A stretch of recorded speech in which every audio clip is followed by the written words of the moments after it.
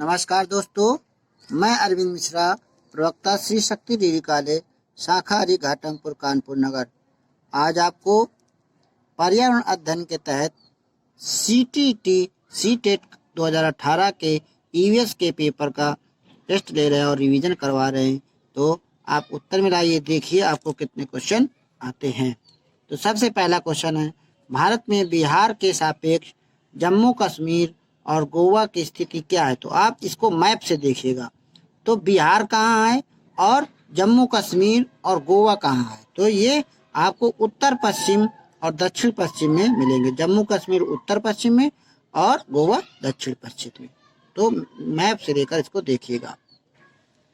दूसरा क्वेश्चन है, वाष्पीकरण की प्रक्रिया निम्नलिखित में से किस स्थिति में सबसे धीमी होगी। तो देखिए, इवेपोरेशन कब होगा, जब कम सबसे कम की बात कर रहा है ना, तो जब सतह क्षेत्र और तापमान दोनों में कमी हो, मतलब क्षेत्र भी कम हो और तापमान कम हो, तो वाष्पीकरण क्रिया कम होगी। चौथा ऑप्शन सही है। तीसरा क्वेश्चन है, स्थानों, दूरियों और दिशाओं की सापेक्ष स्थिति को समझने की क्षमता क्या कहलाती है। तो ये चित्रण कौशल कहलाती है। जो चित्र करते हैं, चित्र बनाते हैं कलाकार जो होते हैं, वो एग्जैक्ट स्थान, दूरी और सब कुछ सही ढंग से समझ जाते हैं, समझने की क्षमता उनमें होती है।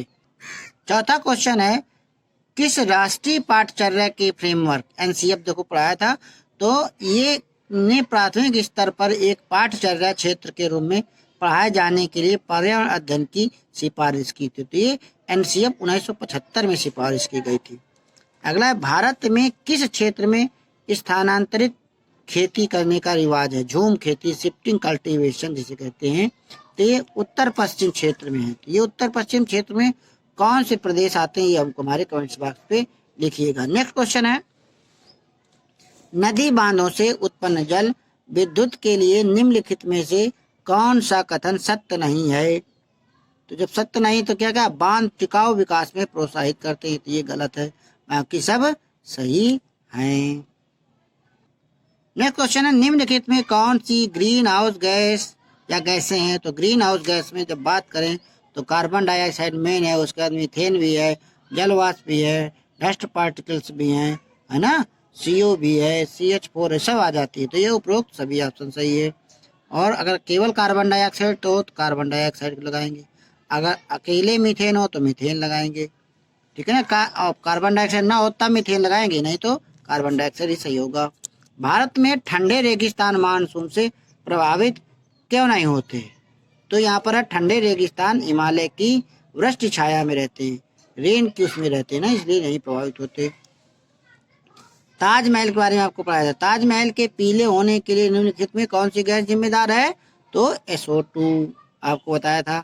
यहाँ SO2 कहाँ से निकल आ रही है, ये हमारे कमेंट बॉक्स में बताइएगा। गोलकोंडा किला किसने बनवाया था।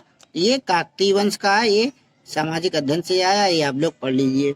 नेक्स्ट क्वेश्चन है, 15 ग्राम घनत्व और 3 ml आयतन वाले किसी वस्तु का द्रव्यमान क्या होगा।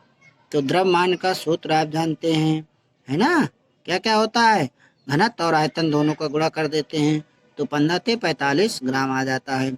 निम्नलिखित में कौन सा अदिश राशि, कौन सी अदिश राशि है। तो ये द्रव्यमान एक अदिश राशि है, बाकी सब क्या है, सदिश राशि है।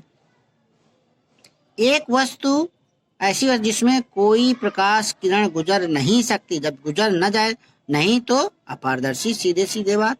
नेक्स्ट क्वेश्चन है, एक विलेय का विघटन दर अर्थात किस पर निर्भर करता है। तो ये विलेय का विघटन दर सतह क्षेत्र पर निर्भर करता है। पृथ्वी की सतह पर किसी वस्तु का भार क्या होगा जिसका द्रव्यमान चंद्रमा की सतह पर 10 किलोग्राम। तो आप इसको याद रखिए कि पृथ्वी पर अगर कोई व्यक्ति 6 किलो है तो चंद्रमा पर 1 किलो होगा। तो अगर वहां पर चंद्रमा पर 10 किलो है तो पृथ्वी पर वो 60 किलो होगा, 60 kg होगा। अर्थात यहाँ का भार वहां का 1/6 हो जाता है, याद रखिएगा क्वेश्चन। नेक्स्ट है, सुषमा चाहती है कि उसके छात्रों को पेड़ों के संरक्षण के लिए संवेदनशील बनाया जाए। निम्नलिखित में से कौन सा ऐसा करने की सबसे उपयुक्त रणनीति होगी। तो इसका चौथा ऑप्शन है, बच्चों को एक पौधे को अपनाने और पोषित करने में मदद करना। नेक्स्ट क्वेश्चन है, समुदाय एक महत्वपूर्ण शिक्षण और अधिगम संसाधन है, क्योंकि ये वास्तविक परिस्थितियों में सीखने का अवसर प्रदान करता है। नेक्स्ट क्वेश्चन आप लोग ध्यान से सुनिएगा। अभय ने अपने छात्रों से उन बीमारियों पर समूह में एक सर्वेक्षण करने के लिए कहा जिनसे उनके पड़ोस के लोग पीड़ित थे। पाठ्य पुस्तक में सर्वेक्षण का उल्लेख नहीं किया गया है। इस शिक्षण अधिगम की रणनीति के लिए कौन सा विकल्प प्रासंगिक नहीं है? ध्यान रखना, नहीं की बात है। तो यहाँ पर चौथा है, इससे समुदाय को उन बीमारियों को समझने में मदद मिली जिससे वे पीड़ित थे। अगला क्वेश्चन है, पर्यावरण अध्ययन पाठ्यक्रम बच्चों की समग्र शिक्षा का कारण बन सकता है यदि वो सभी जगह आ जाए, एकीकृत हो, समावेशी हो और विषयगत हो। ये बहुत बड़ा क्वेश्चन है, ध्यान से सुनिएगा। आपातकालीन परिस्थितियों के बारे में बात करने के लिए प्रिया ने बच्चों के अनुभव पूछे। जब उन्हें कभी आपात स्थिति को सामना करना पड़ा, बच्चों ने आग, बिजली के झटके, सड़क दुर्घटनाओं के साथ अपने अनुभव सुनाए। उन्होंने प्रश्न पूछे और मौजूदा समझ का आकलन किया और समाचार पत्रों से सड़क सुरक्षा विज्ञापनों जैसे संसाधनों का उपयोग करके सुरक्षा पहलुओं पर चर्चा की और क्रमशः आग और बिजली के झटके पर सुरक्षा दिशा निर्देशों पर चर्चा के लिए एलपीजी और इलेक्ट्रिक बिल का इस्तेमाल किया। प्रिया द्वारा अपनाया गया सबसे उपयुक्त दृष्टिकोण कौन सा है? तो इसमें क्या है, अन्वेषण दृष्टिकोण, ह्यूरिस्टिक विधि उन्होंने अपनाई। नेक्स्ट है, निम्नलिखित में कौन सी ईडब्ल्यूएस ईवीएस इन्वायरमेंटल साइंस कक्षा में गतिविधि है या गतिविधियां हैं? तो इसमें चित्र पढ़ना, फील्ड भ्रमण, श्याम पट का उपयोग, तीनों सही है, तथा उपयुक्त चौथा ऑप्शन सही है। ईवीएस शिक्षण अधिगम में कक्षा में प्राय अधिगम को विद्यालय के बाहर के जीवन से जोड़ने और इसे श्रमद्ध करने का तात्पर्य क्या है? पाठ्य पुस्तकों से बाहर जाना, अर्थात उसे किताब से बाहर ले जाकर बाहर की जानकारी प्रदान करना। कक्षा 3 के छात्रों को रमा ने सिखाया कि पिता, माँ और उसके बच्चे एकल परिवार का गठन करते हैं और यदि दादा दादी और अन्य रिश्तेदार साथ रहते हों तो एक विस्तारित परिवार है। आप इस बारे में क्या सोचते हैं? तो शिक्षण अधिगम दृष्टिकोण समावेशी नहीं है, इसका ये अर्थ हुआ। नेक्स्ट क्वेश्चन है, ईवीएस पाठ्य पुस्तक में सपेरों पर एक अध्याय है। इसका उद्देश्य बच्चों को जागरूक करना और संवेदनशील बनाना है कि सपेरे सांपों को नुकसान नहीं पहुंचाएं और उन्हें अपनी आजीविका से वंचित करने से पहले विकल्पों को प्रदान करने की आवश्यकता है।